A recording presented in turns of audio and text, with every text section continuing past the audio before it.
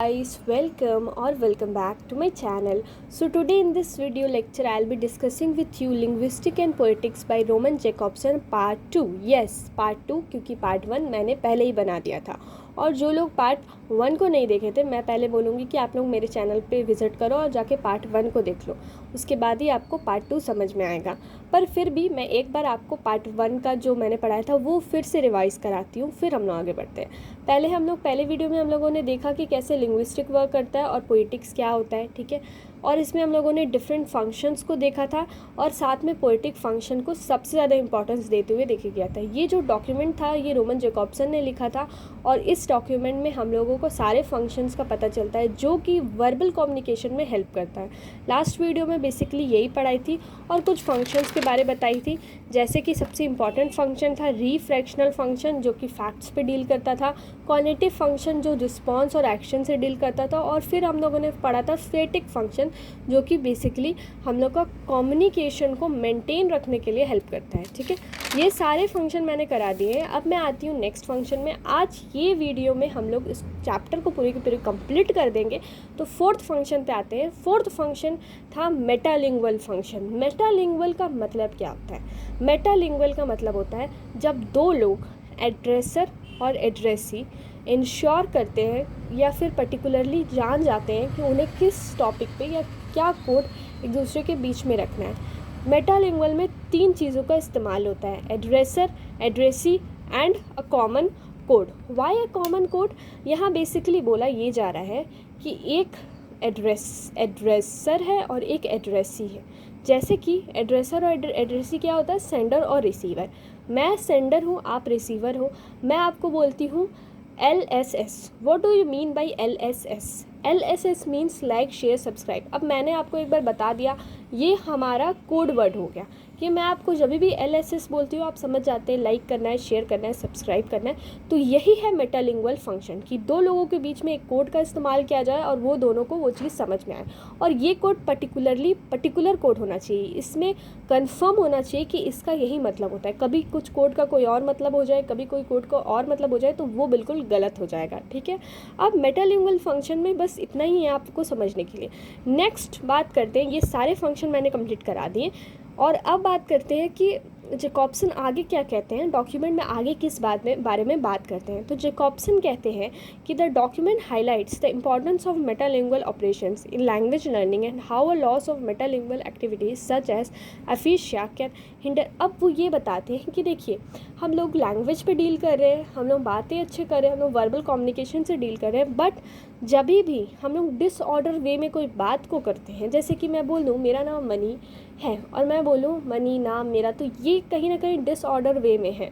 वैसे ही अगर कोड है कोई, जैसे कि मैंने कहा लाइक, शेयर, सब्सक्राइब, LSS, तो अब मैं कह दूँ LSS SLS, ऐसा मैं कुछ कह दूँ और वो उसका मीनिंग आपको समझ ना आए, तो वो चेंजेस नहीं होने चाहिए। जो पर्टिकुलर है वैसे का वैसा ही होना चाहिए, डिसऑर्डर वे में बिल्कुल नहीं होना चाहिए, ठीक है। पोएटिक फंक्शन पे उन्होंने एक कोट भी बताया है, वो कोट आप लोग लर्न करके आंसर शीट में लिख सकते हो।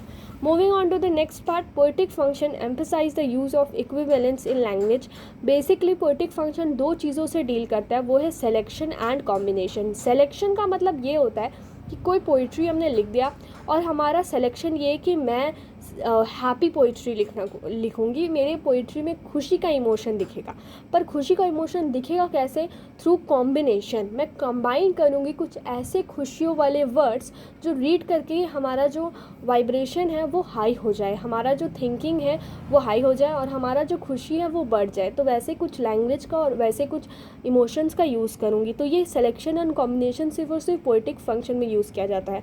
फिर वो आगे साइन और ऑब्जेक्ट्स के बारे में बताते हैं, जैसे कि अगर कोई वर्ड है, कोई सेंटेंस है, उसमें पर्टिकुलरली कोई ऑब्जेक्ट या कोई साइन दिया जाता है, जैसे कि फॉर एग्जांपल रेड लिखा हो किसी भी पोइट्री में, तो रेड से आपको बहुत सारा चीज़ मालूम चलता है, बहुत सारी चीज़ों का इमेजिनेशन आपके माइंड में होता है, जैसे कि रेड रोज़ या फिर रेड डेंजर का तो इस तरीके से साइन और ऑब्जेक्ट भी देखने को मिलता है। फिर जैकॉब्सन बताते हैं कि ये जो पोएटिक फंक्शन है ये डिफरेंट कॉन्टेक्स्ट में होता है। ज़रूरी नहीं है कि जो पोएटिक वे पोएट्री लिखे तो ही पोएटिक फंक्शन का यूज़ हो, बहुत सारी डिफरेंट कॉन्टेक्स्ट में डिफरेंट वे से यूज़ किया जाता है। जैसे कि फॉर एग्जांपल मैं जब आपसे बात कर रही हूँ, मैं पोएटिक फंक्शन का यूज़ कर रही हूँ, आपको मेरी बातें समझ भी आ रही है, पर अगर वही चीज़ मैं डिफरेंट वे में करूँगी या मैं एडवर्टाइजिंग करूँगी तो मैं और अच्छी बात लिखने की कोशिश करूँगी। जैसे कि फॉर एग्ज़ाम्पल पोएटिक फंक्शन, जैसे कि डर के आगे जीत है, कभी कुछ ना करके भी देखो, ये सारे जितने भी एडवर्टाइजमेंट है ये सब बहुत ही अच्छे से पोएटिक फंक्शन से लिखे गए ताकि वो हमें हमारे माइंड में बिल्कुल बैठ सा जाता है। ठीक है, तो ये सारी चीज़ों में पोएटिक फंक्शन का इस्तेमाल होता है। लीगल टेक्स्ट हो गया, उसमें भी इस तरीके से लीगल टेक्स्ट को लिखा जाता है जिसमें हर तरह का इमोशन होता है कि क्यों ये लिखा जा रहा है या क्या इसके पीछे मोटिव है। तो हर चीज़ में पोएटिक फंक्शन का यूज़ होता है और जैकॉब्सन पूरे के पूरे वर्क में पोएटिक फंक्शन को खास इंपॉर्टेंस देते हैं, वेयर एज अदर फंक्शन को वो थोड़ा बहुत ही इंपॉर्टेंस देते हैं, क्योंकि अदर फंक्शन तो बेसिकली वर्बल कम्युनिकेशन के लिए यूज़ हो रहा है, पर पोएटिक फंक्शन बहुत ज़्यादा डिफरेंटली यूज़ किया जा रहा है, हर जगह में पोएटिक फंक्शन का यूज़ हो रहा है। ठीक है, अब अगर कंक्लूजन दूँ तो पोएटिक फंक्शन लैंग्वेज और उसकी कॉम्प्लेक्सिटी से डील करता है कि किस वे में हम लोग लिखते हैं और कितना कॉम्प्लेक्स बना सकते हैं, कितना ज़्यादा इमोशनफुल बना सकते हैं या फिर कितना ज़्यादा अट्रैक्टिव बना सकते हैं। वेयर अदर फंक्शन बताता है कि हमें नॉलेज देता है कि हम लोग डायरेक्ट कम्युनिकेशन वर्बल कम्युनिकेशन कैसे करें। तो यही बताया है रोमन जैकॉब्सन ने, इससे ज़्यादा अच्छा मैं नहीं पढ़ा सकती, जितना मुझसे हो पाया मैंने आप लोगों को समझा दिया। बहुत ही ईजी टेक्निक से समझाया है, बहुत ही शॉर्ट और कोड वर्ड्स आप याद रख लो हर चीज़ का। ठीक है, और जिससे आपको आंसर याद हो जाए सारा चीज़ का, एक बार अगर आप एक वर्ड भी याद रख लोगे तो आप बहुत अच्छे से आंसर लिख पाओगे। आई होप मेरी वीडियो आपको अच्छी लगेगी, मैं आपका टाइम वेस्ट नहीं करूँगी, बस मैं इतना बोलूँगी कि please suggest some new topics for me, जो वीडियोस मैं आप लोगों को बना के शेयर कर सकूँ, जो यूट्यूब पे अवेलेबल ना हो। और जो वीडियो मेरे यहाँ तक देखे उनसे मैं यही कहूँगी कि लाइक भी करो, शेयर भी करो, सब्सक्राइब भी करो। चलो।